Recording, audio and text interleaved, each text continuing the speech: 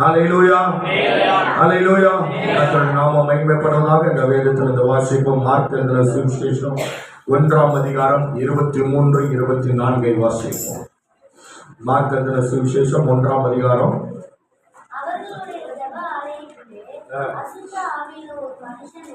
அவர்களுடைய ஜெப ஆலயத்திலே ஒரு மனுஷன் இருந்தார்.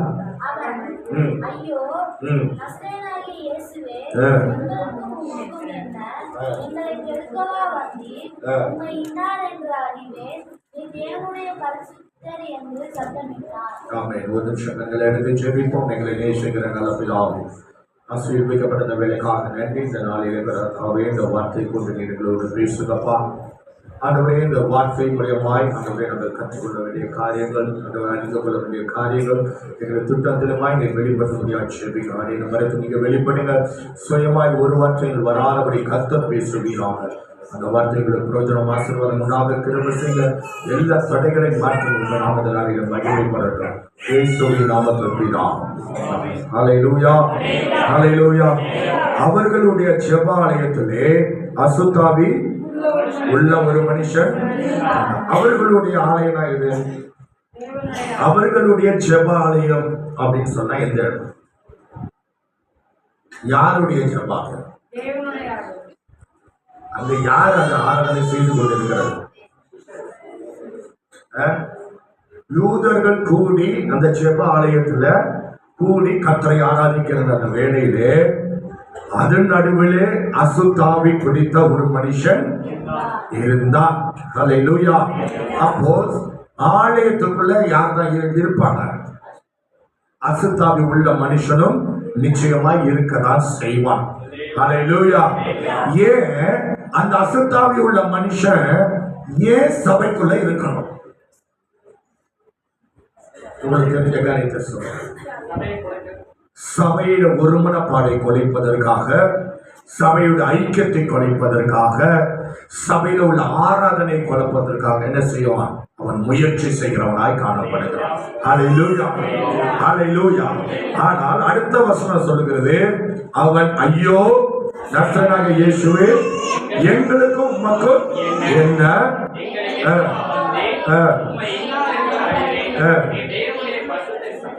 இன்னைக்கு நம்மை பார்த்து அந்த அசுத்தாவி சொல்லுமா, நீ இன்னார் என்று எனக்கு தெரியும் சொல்லுமா. ஹல்லேலூயா. யாரெல்லாம் பரிசுத்தமா இருக்கிறார்களோ அவர்களுக்கு முன்பாக அசுத்தாவி நிற்க முடியாது. யாரெல்லாம் பரிசுத்தவானா இருக்கிறார்களோ அவருக்கு முன்பாக சத்துரு கிரியை செய்ய முடியாது. ஹல்லேலூயா. ஆண்டவர் அந்த அசுத்தாவியை பார்த்து அவர் அதட்டல. அதற்கு முன்பாகவே அது சொல்லுகிறது, அவன் ஐயோ நசரேயனாகிய இயேசுவே. ஹல்லேலூயா. இதற்கு காரணம் என்ன? அவருக்குள்ள இருந்த அந்த பரிசுத்தம். ஹல்லேலூயா. இன்றைக்கு நம்முடைய சபையில, இன்றைக்கு ஆலயத்துல பரிசுத்தவான்கள் கூடி ஆராதிக்கும் போது அசுத்தாவிகள் நிலை நிற்க முடியாது. ஹல்லேலூயா, ஹல்லேலூயா. அப்போ பரிசுத்தவான்கள் ஒருமித்து நம் கர்த்தரை தொழுது கொள்ளும் போது, கர்த்தரை ஆராதிக்கும் போது அந்த அசுத்தாவிகள் நிற்க முடியாமல் தன்னால வெளியே போகும். அதற்காக ஜெபிக்க வேண்டிய அவசியம் இல்லை. ஹல்லேலூயா. அப்போ பரிசுத்த ஆவியானவர் உங்களுக்குள் இருப்பாரானால், பரிசுத்த வாழ்க்கை உங்க வாழ்க்கையில இருக்குமானால் சத்ரு நடுநடுங்குவான். ஹல்லேலூயா. நீங்கள் பரிசுத்த வாழ்க்கை வாழ்வீர்களானால் சாத்தான் உங்களை தொட வாய்ப்பே இல்லை. ஹல்லேலூயா. நீங்கள் பரிசுத்தமாய் ஜீவியம் செய்வீர்களானால் சத்ரு உங்களை தொட முடியாது. சத்ரு வியாதிகளை கொண்டு வர முடியாது. சத்ரு பலவீனத்தை கொண்டு வர முடியாது. சத்ரு போராட்டத்தை கொண்டு வர முடியாது. காரணம் உங்களுடைய பரிசுத்த வாழ்க்கை அதை மேற்கொள்கிறதாய் காணப்படும். ஹல்லேலூயா, ஹல்லேலூயா. நிச்சயமாகவே சொல்கிறேன், நீங்கள் பரிசுத்த ஜீவியம் செய்வீர்களானால் அசுத்த கிரியைகள் ஒன்றும் உங்களை அணுகாது. பரிசுத்த ஜீவியம் செய்யும் போது மாந்திரிகம் உங்களை அணுகாது. பரிசுத்த ஜீவியம் செய்யும் போது எந்த பில்லிசுனை கட்டுகள் உங்களை அணுகாது. காரணம் அது பயந்து ஓடுகிறதாய் காணப்படும். பரிசுத்தவான் யார் இருக்கா? உள்ளார பரிசுத்தவானுக்குள்ள யார் இருக்கா? பரிசுத்த ஆவியானவர் இருக்கிறார். ஹல்லேலூயா. அந்த பரிசுத்த ஆவியானவருக்கு முன்பாக எந்த அசுத்த கிரியைகளோ எந்த அசுத்த வல்லமைகளோ முன்பாக நிற்க முடியாது. ஹல்லேலூயா, ஹல்லேலூயா. இந்த சபையில் அநேக ஜனங்களை சாத்தான் கட்டி வைத்திருக்கிறான். பலவீனத்தினாலும் வியாதியினாலும் அநேக ஜனங்கள் கட்டப்பட்ட சூழ்நிலையில் காணப்படுகிறார்கள். ஹல்லேலூயா. காரணம் என்ன? அவர்களுடைய ஜீவியத்தில் பரிசுத்தம் இல்லாததுனாலே, அவர்களுடைய வாழ்க்கையிலே பரிசுத்தம் இல்லாததுனாலே சாத்தான் அவர்களை கட்டி வைத்திருக்கிறார். அவர்களால் விடுதலையாய் ஆராதிக்க முடியாது, அவர்களால் விடுதலையாய் கர்த்தரை தொழுது கொள்ள முடியாது, அவர்கள் விடுதலையால் ஆண்டவருடைய வார்த்தையை கேட்க முடியாது, அவருடைய வேதத்தை தியானிக்க முடியாது. அதனாலதான் அவர்களுடைய வாழ்க்கையை முடங்கி போய் காணப்படுகிறது. ஹல்லேலூயா, ஹல்லேலூயா. அப்ப பரிசுத்த வாழ்க்கைனா என்ன? பரிசுத்த வாழ்க்கைனா என்ன? தூக்கம் வந்துச்சுன்னா கொஞ்சம் கழிட்டு வந்துருங்க. அந்த பரிசுத்தம்னா எப்படி இருக்கணும் தான் நான் கேட்கிறேன். கர்த்தருடைய கட்டளைகளை கை கொண்டு நடக்கணும், கர்த்தருடைய வார்த்தைக்கு கீழ்ப்படிக்கணும், நம்முடைய நடைகள் ஒழுக்கமாய் இருக்கணும், நம்முடைய செயல்பாடுகள் எல்லாம் பரிசுத்தமாய் இருக்கணும், நம்முடைய வாயின் வார்த்தைகள் பரிசுத்தமாய் இருக்கணும், நம்முடைய கண்ணின் பார்வைகள் பரிசுத்தமாய் இருக்கணும், அகந்த சிந்தை நமக்குள் இருக்கக்கூடாது. இவர்கள் தான் யாரு? ஆனால் இது எல்லாம் உள்ள வைத்து நான் பரிசுத்தவான் என்று சொல்கிறவர்கள் தான் இன்று சபையில் அநேக ஜனங்கள். ஹல்லேலூயா. அவர்கள் சுயமாய் சொல்லுகிறது நான் பரிசுத்தவான் என்று, ஆனால் கர்த்தர் சொல்லுகிறது நீ பரிசுத்தவான் என்று. ஹல்லேலூயா.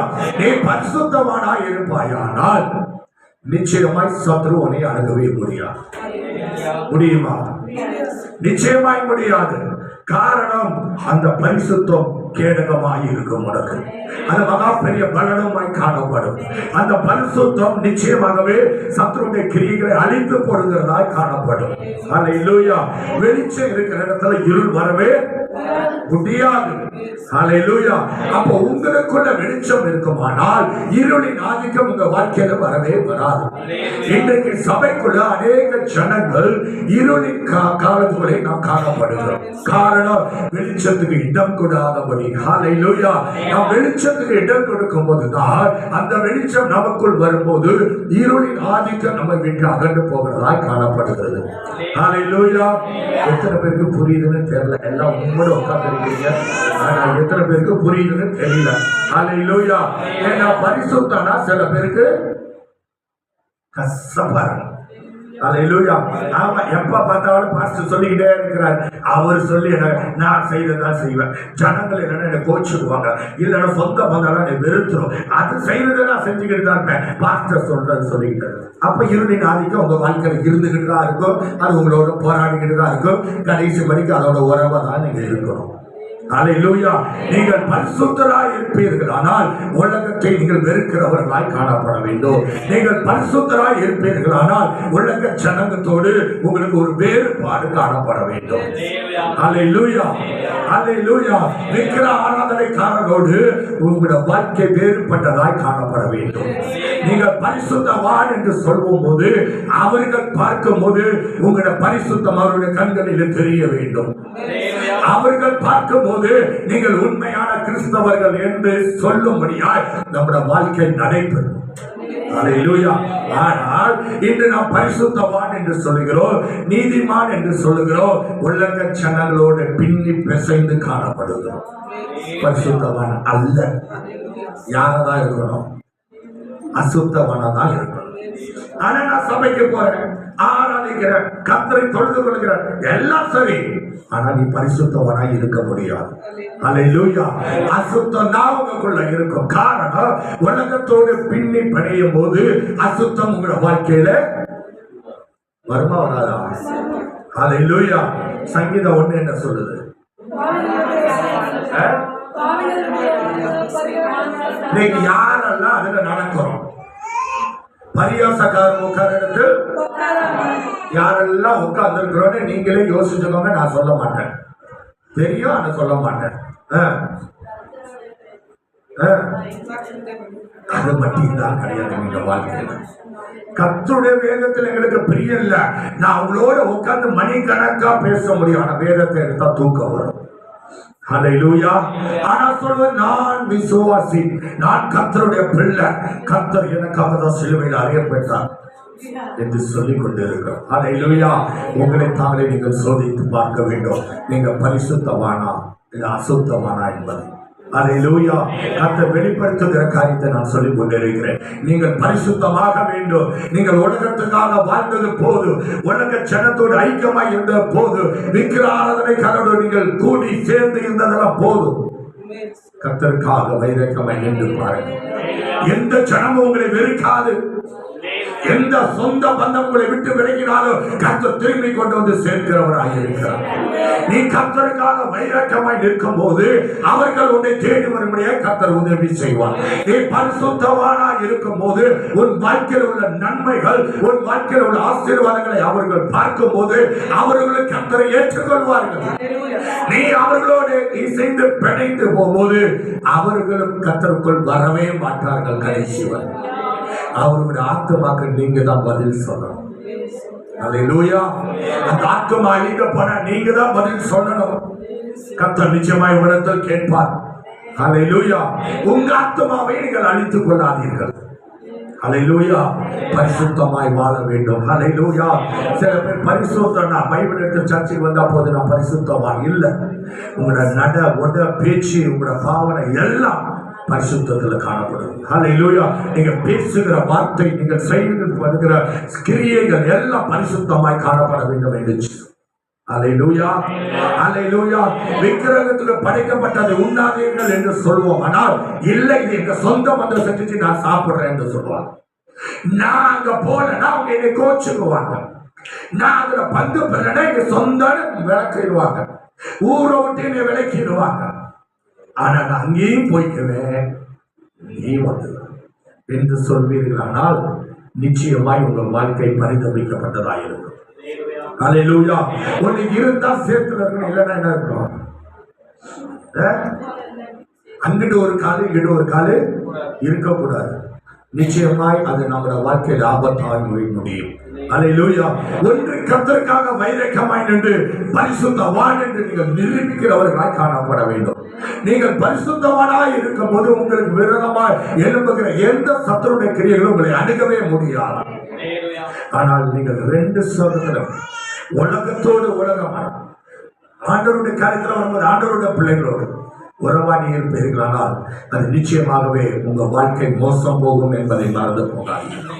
ஹல்லேலூயா. அது ஒருவேளை உங்க பிள்ளையா இருக்கலாம், உங்க மனைவியா இருக்கலாம், உங்க கணவரா இருக்கலாம், யாரா இருந்தாலும் நீங்கள் நீதிமான் என்று வெளிப்படுத்துகிறவர்களாய் காணப்பட வேண்டும்.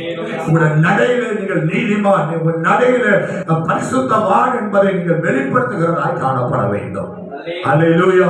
பரிசுத்தம் எந்த விதத்தில் நம்முடைய வாழ்க்கையை விட்டு விலகிடவே கூடாது. ஹல்லேலூயா. ஹல்லேலூயா.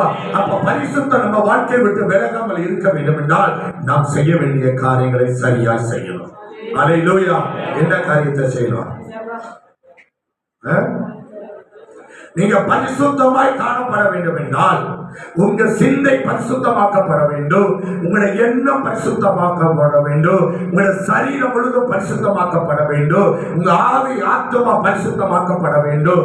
இது செய்யணும்னா என்ன இருக்கணும்? உங்க வாழ்க்கையில கர்த்தரோடு உள்ள உறவாடுதல் பலமாய் இருக்கணும்.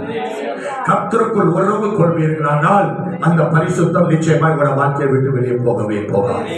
நீங்கள் அதிகமாய் வேதம் வாசித்து அதிகமாய் ஒரு சமூகத்தில் ஜெபிப்பீர்களானால் நிச்சயமாய் நீங்கள் பரிசுத்தமானாய் கடைசி வரை நிலைத்து இருப்பீர்கள். ஹல்லேலூயா.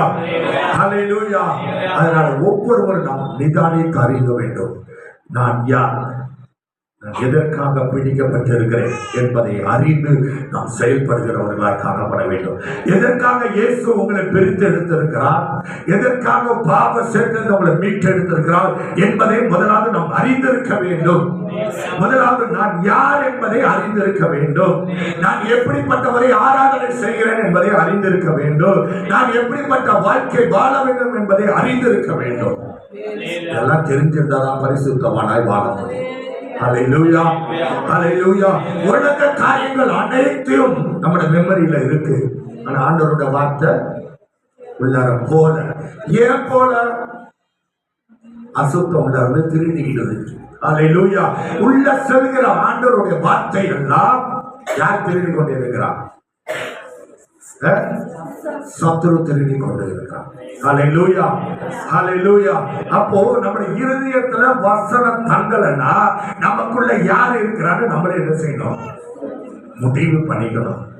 நான் வேதத்தை வாசிக்கிறேன், ஆனால் அந்த வார்த்தையின் இருதயத்தில் கிரிய செய்யல, அந்த வார்த்தையின் இருதயத்தின் பலகைகளை எழுதப்படல, அந்த வார்த்தையை தியானிக்க முடியல என்று சொல்வோமானால் பரிசுத்த ஆவியானவர் உங்களுக்குள் இல்லை என்பதே அர்த்தம்.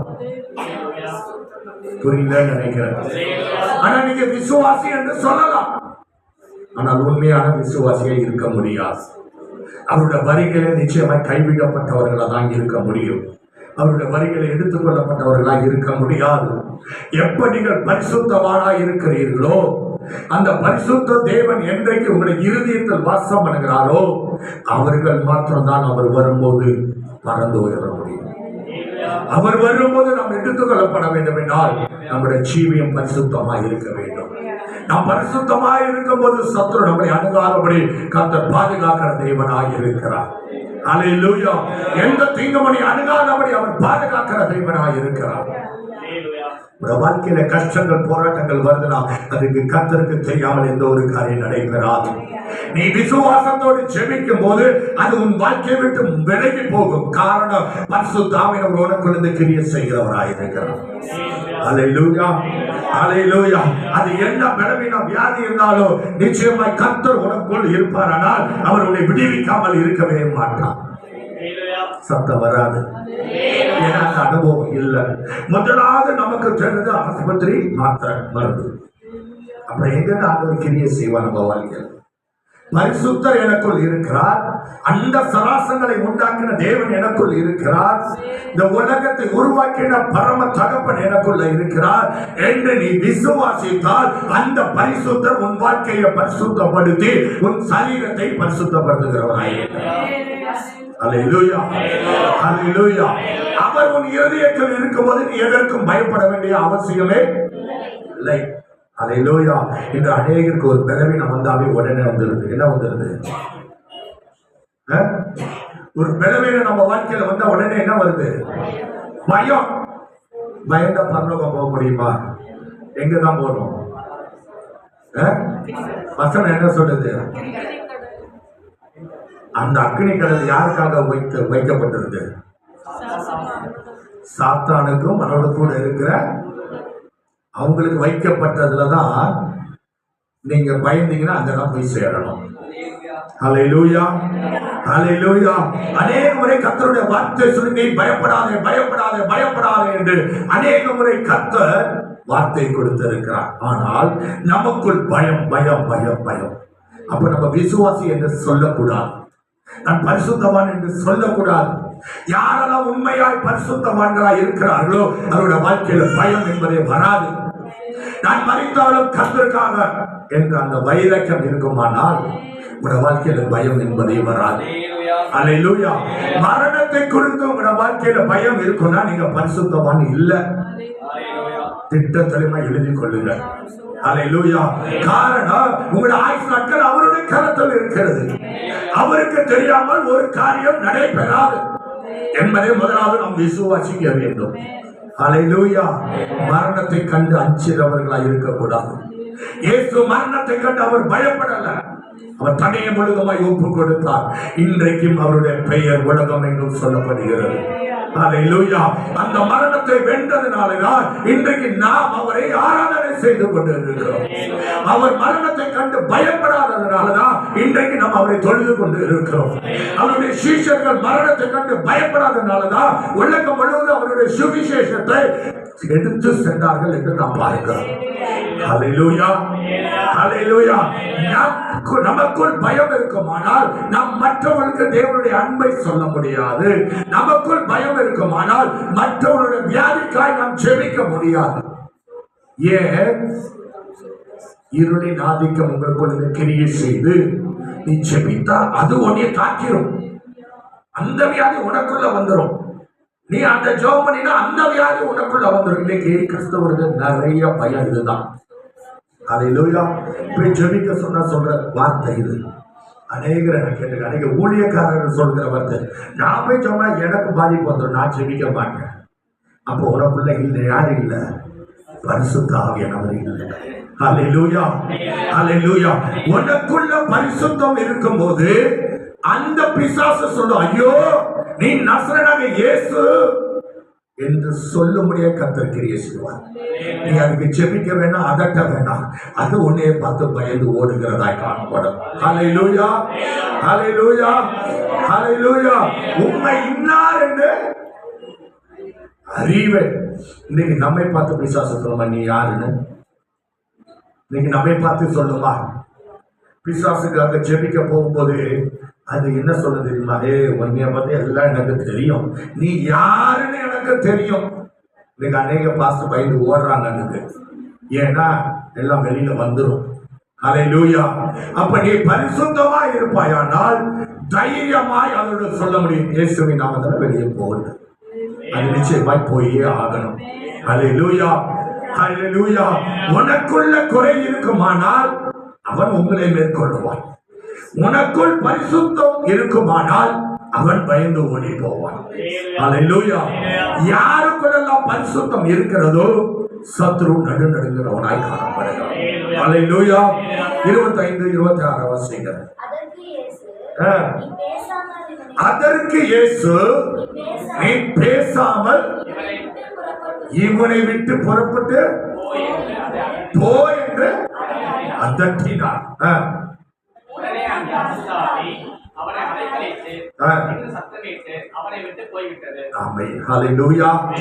அப்போ அவர் பரிசுத்தராய் இருந்ததுனாலே அந்த வார்த்தை பரிசுத்தமாய் இருந்தது. அந்த வார்த்தையில வல்லமை இருந்தது. அந்த வார்த்தையிலே அதிகாரம் இருந்தது. அந்த அதிகாரத்துக்கு சாத்தான் கீழ்ப்படுகிறவனாய் காணப்படுகிறான். ஹல்லேலூயா. நீ பரிசுத்தமாய் இருக்கும்போது, நீ பரிசுத்தமாய் இருக்கும்போது உன் நாவில் புறப்படுகிற ஒவ்வொரு வார்த்தையும் அதிகாரம் உள்ளதாய் காணப்படும். புரியல நினைக்கிறேன். ஹல்லேலூயா. நீ உன் வாழ்க்கையில பரிசுத்தமாய் இருப்பாயானால் நீ சொல்லுகிற ஒவ்வொரு வார்த்தையிலும் பரிசுத்த ஆவியானவர் கிரியை செய்து சத்துரு நடுநடுங்கும்படியாய் கர்த்தர் கிரியை செய்வார். ஹல்லேலூயா, ஹல்லேலூயா. உன் சுய பலத்தினால் அல்ல, பரிசுத்த ஆவியானவர் உனக்குள்ளே கிரியை செய்கிறவராய் இருப்பார். ஹல்லேலூயா. 29 வருஷங்கள்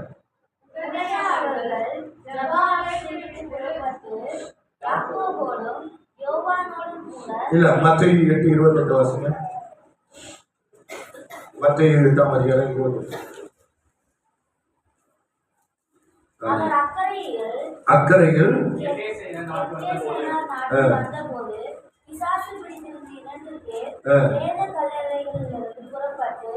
அவருக்கு எதிராக வந்தார்கள். அவர்கள் மிகவும் கொடியராய் இருந்தபடியினால் அந்த வழியாக ஒருவரும் நடக்கக்கூடாது இருந்தது.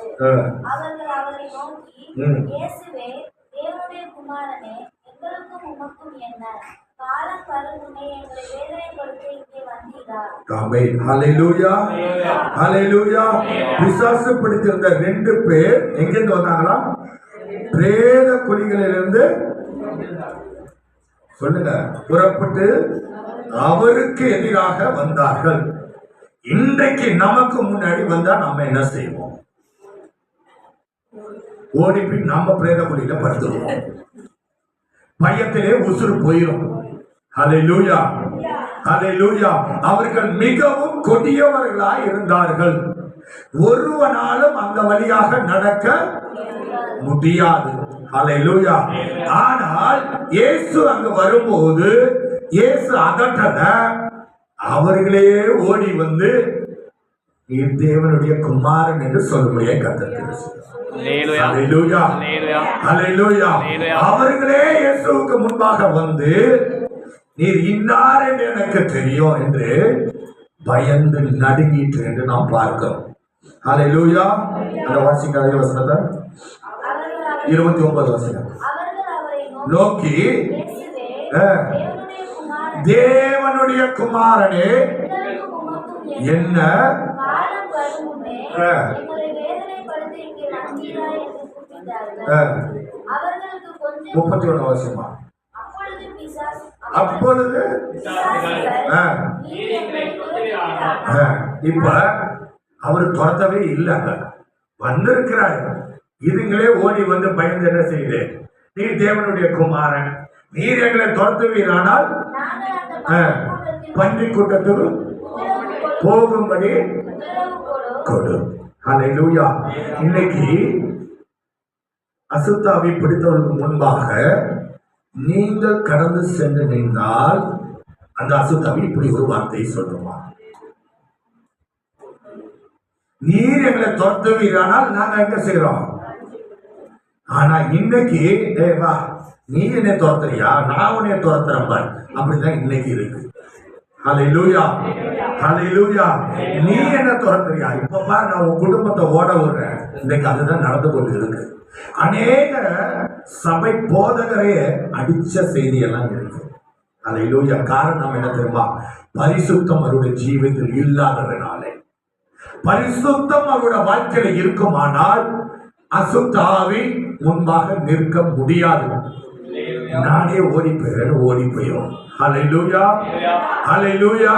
ஆனால் இன்றைக்கு நாம் அப்படிப்பட்ட பரிசுத்த வாழ்க்கையில வாழ்ந்து கொண்டு இருக்கிறோமா? இன்றைக்கு அப்படிப்பட்ட பரிசுத்தம் நம்ம வாழ்க்கையில இருக்கிறதா? ஆனால் நாம் ஆராதிக்கிற தேவன் பரிசுத்தரே, ஆனால் நாம் பரிசுத்தமாய் காணப்படுகிறோமா என்பதை ஒவ்வொருவரும் நிதானிக்கிறவர்களாய் காணப்பட வேண்டும். ஹல்லேலூயா.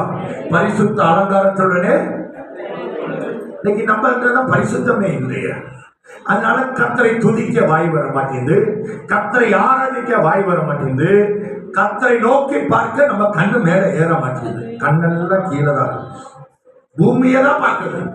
பூமியில உள்ள எல்லா ஆசபாசம் தான் மனசுக்குள்ள வருது. இங்க பாடி ஆராதிக்கும் போது நம்ம சிந்தையெல்லாம் வேற எங்கேயோ இருக்கு. ஹல்லேலூயா. ஆனா பரிசுத்தம் உங்களுக்குள் இருக்குமானால், பரிசுத்த ஆவியானவர் உங்களுக்குள் இருக்குமானால், தாவீதை போல நீங்கள் பாடி ஆராதிப்பீர்கள். பரிசுத்த ஆவியானவர் உங்களுக்குள் இருப்பாரானால் அந்த இடத்தை மறந்து நீங்கள் ஆராதிக்கிறவர்களாய் இருப்பீர்கள். புரியலன்னு நினைக்கிறேன். ஹல்லேலூயா. பரிசுத்த ஆவியானவர் உங்களுக்குள் இருப்பாரானால் பரிசுத்த ஆவியானவர் உங்களை ஆராதனை செய்ய வைக்கிறவராய் இருப்பார். பக்கத்துல என்ன நடந்தாலும் உங்களுக்கு தெரியாது. ஹல்லேலூயா, ஹல்லேலூயா. அப்படிப்பட்ட ஒரு பரிசுத்தத்தில் நாம் காணப்பட வேண்டும். காலம் கொடியதாய் காணப்படுகிறது, அவருடைய வருகை மிக சமீபம். ஒவ்வொருவரும் பரிசுத்தமாய் இருக்க வேண்டும் என்று கர்த்தர் விரும்புகிறார். ஒவ்வொரு பரிசுத்தவான்களை கர்த்தர் மேன்மைப்படுத்துகிறவராய் இருக்கிறார். ஒவ்வொரு பரிசுத்தவான்களை கர்த்தர் ஆசீர்வதித்துக் கொண்டு இருக்கிறார். ஒவ்வொரு பரிசுத்தவான்களும் விடுதலை பெற்றுக் கொண்டு அநேகருக்கு விடுதலைக்காக செபித்து வெற்றியும் பெற்றுக் கொண்டு இருக்கிறார்கள். ஹல்லேலூயா, ஹல்லேலூயா. பரிசுத்தராய் இருக்குமானால் நிச்சயமாய் நம்முடைய வியாதி பலவீனம் கூட மாறி போகும். ஹல்லேலூயா. நீங்கள் அற்புதங்கள் அடையாளங்கள் நடக்கும். நீங்கள் பரிசுத்தராய் இருப்பீர்களானால் நிச்சயமாகவே உங்களுடைய வாழ்க்கையில அற்புதம் நடக்கும். ஹல்லேலூயா. 2 ராஜாக்கள் 20ஆம் அதிகாரம் 1-7 வரை வாசிங்க. 2 ராஜாக்கள் 20ஆம் அதிகாரம் 2 ராஜாக்கள் 20. எசேக்கியா யாரு? ராஜா. கர்த்தரை நோக்கி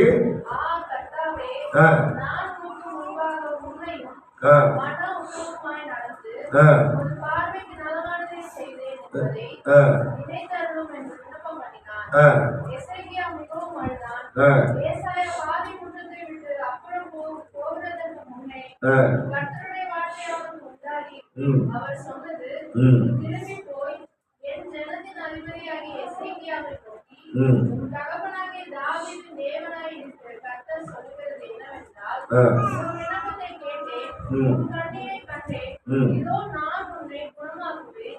3ஆம் நாளிலே நீ கர்த்தருடைய ஆலயத்துக்கு போவாய், உன் நாட்களோட 15 வருஷங்களை கூட்டுவேன்.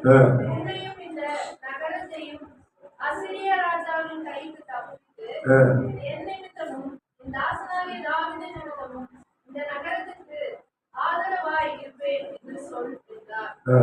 பின்பு ஏசாயா, அத்திப்பழத்த அடையை கொண்டு வாருங்கள் என்றான். அதை அவர்கள் கொண்டு வந்து பிளவையின் மேல் ஆமென். ஹல்லேலூயா.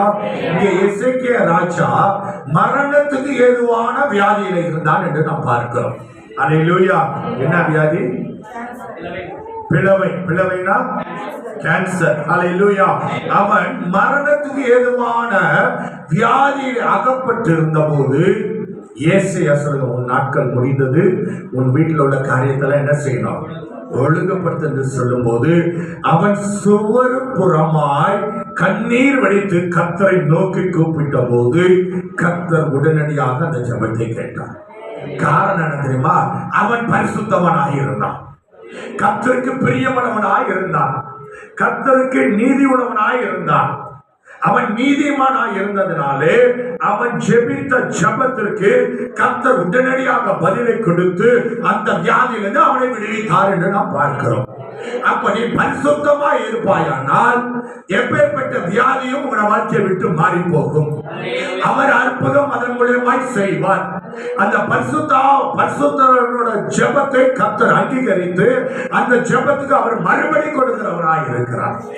அல்லேலூயா, அல்லேலூயா. பரிசுத்தம் அற்புதங்களை செய்யும், பரிசுத்தம் அதிசயங்களை காணப்படும். அவன் தேவனுடைய சமூகத்துல அழுது ஜெபித்த போது உடனடியாக கர்த்தரிடத்திலிருந்து வார்த்தை வந்தது, உன் ஆயுசு நாட்கள் 15 வருடம் கூட்டி கொடுக்க வேண்டும். அல்லேலூயா, அல்லேலூயா. ஆனால் அவன் பரிசுத்தம் இல்லாமல் இருப்பாரானால் அவனுடைய ஜெபம் நிச்சயமாய் கேட்கப்பட்டிருக்கிறார். அல்லேலூயா. அவன் மரித்து போவான் என்று கர்த்தர் தான் சொல்லுகிறார் அங்க. ஆனாலும் அவன் ஜெபத்தை கர்த்தர் கேட்டு அவனை அதிலிருந்து விடுவித்தான். காரணம் அவன் பரிசுத்தவான், அவன் நீதிமான். அந்த ஜெபத்தை கர்த்தர் உடனே கேட்டான். அவன் மரண தருவாயில் இருக்கும் போது அவன் ஜெபித்த உடனே அந்த வியாதி அவனை விட்டு நீங்கி போயிற்று. அல்லேலூயா, அல்லேலூயா.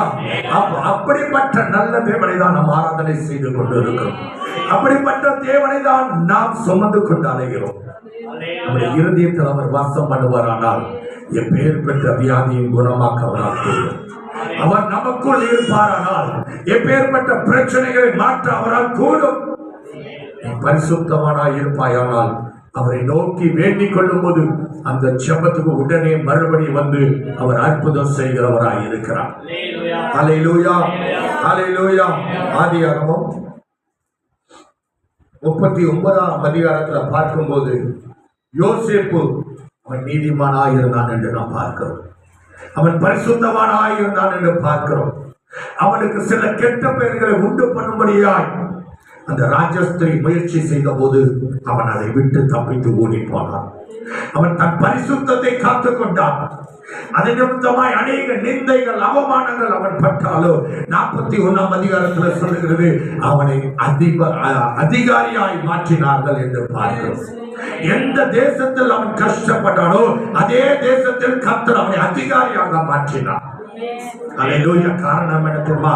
அவன் பரிசுத்தமாய் ஜீவித்ததினாலே. அந்த பரிசுத்தத்தை அவன் ஒரு நாள் எழுந்து போகல, அதனால் அவனுடைய பெயரை கர்த்தர் பெருமைப்படுத்தினார். அவன் பரிசுத்தத்தை பாதுகாத்துக் கொண்டனாலே அவனுடைய பெயர் இன்று வரை வேத புஸ்தகத்தில் இருக்கிறது.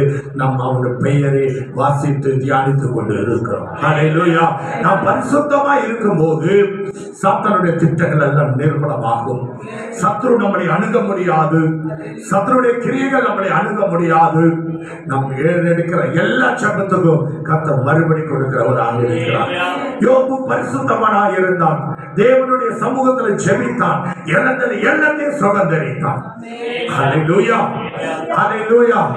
அதே போல நாம் பரிசுத்தமாய் காணப்பட வேண்டும் என்று விரும்புகிறார். அல்லேலூயா, அல்லேலூயா. சங்கீதம் 66:18 வாசிங்க. சீக்கிரமா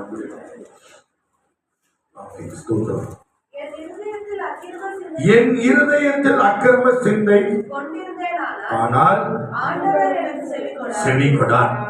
அக்கிரம சிந்தை என்ன? பெருமை, அகந்த, கௌரவம், அந்தஸ்து, இது மாதிரி நிறைய சொல்லலாம். அல்லேலூயா, அல்லேலூயா. சவுண்டே வராத.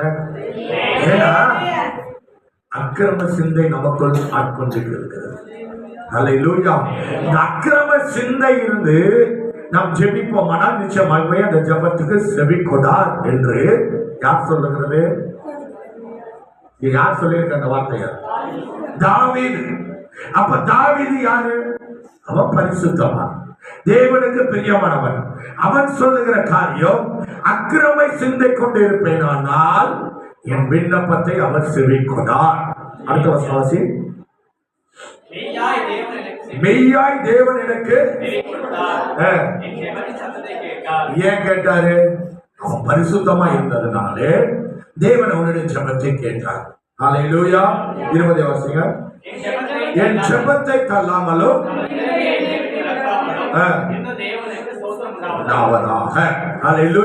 அவன் பரிசுத்தமாய் வாழ்ந்ததினாலே, அவன் பரிசுத்தனாய் இருந்ததினாலே என் ஜெபத்தை தள்ளாமலும் தமது கிருபை என்னை விட்டு விலகாமலும் தேவனுக்கு. ஹல்லேலூயா, ஹல்லேலூயா. அப்ப பரிசுத்தமாய் நீங்கள் வாழும்போது நிச்சயமாய் உங்களுடைய ஜெபத்தை அவர் தள்ளிவிட மாட்டார். அந்த ஜெபத்தை உடனடியாக கேட்கிறவர். நீங்கள் என்ன விண்ணப்பம் பண்ணுகிறீர்களோ அந்த விண்ணப்பத்திற்கு உடனே அவர் பதில் கொடுக்கிறவராய் இருக்கிறார். அந்த விண்ணப்பத்திற்கு உடனே செவி கொடுக்கிறவராய் இருக்கிறார். ஆனால் உன் சிந்தை சொல்லோ இது உன்னால் முடியாது என்று. ஆனால் கர்த்தர் சொல்லுகிறார், உன் விண்ணப்பத்தை நான் கேட்டேன், அதை நான் நிறைவேற்றியே தீர்வேன் என்று சொல்லுகிறேன். ஹல்லேலூயா, ஹல்லேலூயா, ஹல்லேலூயா. நீ ஒவ்வொரு நாளும் பரிசுத்தனாய் இருப்பாயானால் நிச்சயமாகவே கர்த்தரோடு கூட இருந்து காரியங்கள் எல்லாம் வாய்க்க செய்கிறவராய் இருக்கிறார். எண்ணி முடியாத நன்மைகள், எண்ணி முடியாத அற்புதங்கள், எண்ணி முடியாத அதிசயங்கள் உன் வாழ்க்கையை செய்ய அவர் ஆயத்தமாய் இருக்கிறார். உன் ஜெபத்தை கேட்க அவர் ஆயத்தமாய் இருக்கிறார். உன் விண்ணப்பத்தை கேட்க அவர் ஆயத்தமாய் இருக்கிறார். நீ எந்த நோக்கத்தோடு இந்த நாளிலே சபைக்கு வந்திருக்கிறாயோ அந்த நோக்கம் உன் வாழ்க்கையில கர்த்தர் கேட்டு கிரியை செய்ய வேண்டும் என்றால் நீ பரிசுத்தமாய் வாழ வேண்டும். நீ பரிசுத்தமாய் வாழ்ந்து எதையெல்லாம் ஜெபத்தில் நீ கேட்கிறாயோ அதெல்லாம் பெற்றுக் கொள்வாய் என்பதில் எந்த மாற்றமும் அல்ல. ஹல்லேலூயா, ஹல்லேலூயா. அது எந்த காரியமா இருந்தாலும் கர்த்தர் அதில் விடுதலை கொடுக்கிறவராய் இருக்கிறார். பெயரை பெருமைப்படுத்துகிறவராய் இருக்கிறார். ஹல்லேலூயா, ஹல்லேலூயா. அப்ப ஒவ்வொரு நாளும் நம் கர்த்தருடைய சமூகத்தில் அர்ப்பணிக்கிறவர்களாய் காணப்பட வேண்டும். ஒவ்வொரு நாளும் அவருடைய வேதத்தை தியானித்து ஆராய்ந்து அதில் உள்ள ரகசியங்களை நாம் புரிந்து கொள்வோமானால் நிச்சயமாகவே கர்த்தர் நம்முடைய வேண்டுதலுக்கு எல்லாம் பதில் கொடுக்கிறவராய் இருக்கிறார். இன்று அநேக ஜெபித்தும் பதில் கிடைக்கல. காரணம் அக்கிரம சிந்தை நமக்குள் இருப்பதினாலே, பொறாமை நமக்குள் இருப்பதினாலே, மேட்டிமை நமக்குள் இருப்பதினாலே, வைராக்கியம் நமக்குள் இருப்பதினாலே, அடுத்தவர்களை இழிவாய் பார்ப்ப அந்த குணம் நமக்குள் இருப்பதினாலே நம்முடைய ஜெபத்தை கர்த்தர் அருவருக்கிறவராய் இருக்கிறார். நம்முடைய ஜெபம் நிச்சயமாய் கேட்கப்படாது. அவர் செவி கொடுக்க மாட்டார். எப்போ நீ முழுவதுமாய் ஆவி, ஆத்மா, சரீரம் பரிசுத்தம் அடைகிறதோ அன்றைக்கு உன் ஜெபத்துக்கு உடனடியாக கர்த்தர் பதிலை கொடுக்கிறவராய் இருக்கிறார். ஹல்லேலூயா, ஹல்லேலூயா. அப்ப நம்ம வாழ்க்கையில் அக்கிரம சிந்தை நம்மை விட்டு மாற வேண்டும். அக்கிரம எண்ணங்கள் நம்மை விட்டு மாற வேண்டும். அந்த பொறாமை எண்ணெய் நம்ம வாழ்க்கை விட்டு வெளியேற வேண்டும். தேவையில்லாத எண்ண சிந்தை நம்மளை விட்டு மாற வேண்டும். நமக்குள் தேவ சிந்தனை உண்டாக வேண்டும். நமக்குள் கர்த்தருடைய சிந்தை நமக்குள் உண்டாக வேண்டும். நான் அவரை போல மாற வேண்டும். அவரை போல நான் நடக்க வேண்டும். அவரை போல நான் பேச வேண்டும். அவரை போல ஊழியம் செய்ய வேண்டும் என்று நாம் வாஞ்சிக்கும் போது கர்த்தர் அந்த காரியத்தை நிறைவேற்றுகிறார். ஹல்லேலூயா, ஹல்லேலூயா. நிச்சயமாய் அப்படிப்பட்ட ஒரு ஜெபத்தை கர்த்தர் அங்கீகரித்து உடனே பதில் கொடுக்கிறவராக இருக்கிறார். ஹல்லேலூயா. உங்களோட வாழ்க்கையில் இருக்கிற குறைகளை நீங்க மாற்றிக் கொள்ளுங்க. உங்களோட வாழ்க்கையில் இருக்கிற குறைகளை கர்த்தருடைய சமூகத்தில் ஒப்பு கொடுங்க. அப்ப ஒரு விசை இதை சுத்திகரியும், ஒரு விசை என்னை பரிசுத்தமாக்கும். நான் ஒவ்வொரு நொடி பொழுதும் நான் பரிசுத்தமாய் ஜீவிக்க எனக்கு உதவி செய்ய என்று கேட்கும் போது நிச்சயமாய் அவர் உங்களை பரிசுத்தப்படுத்துகிறவராக இருக்கிறார். ஹல்லேலூயா. காரணம் அவர் பரிசுத்தர். ஆனால் உங்களை பரிசுத்தப்படுத்த அவர் ஆயத்தம் உள்ளவராக இருக்கிறார். ஹல்லேலூயா. ஒவ்வொரு நாளும் ஒவ்வொரு நொடி பொழுது நாம் பரிசுத்தமாய் ஜீவிப்போமானால் நிச்சயமாகவே அவருடைய வருகையில் முதலாவது நாம் எடுத்துக்கொள்ளப்படுகிறவர்களாய் காணப்படுவோம். நிச்சயமாகவே அவரோடு கூட நாம் வாசம் பண்ணுகிறவர்களாய் காணப்படுவோம். அவரோடு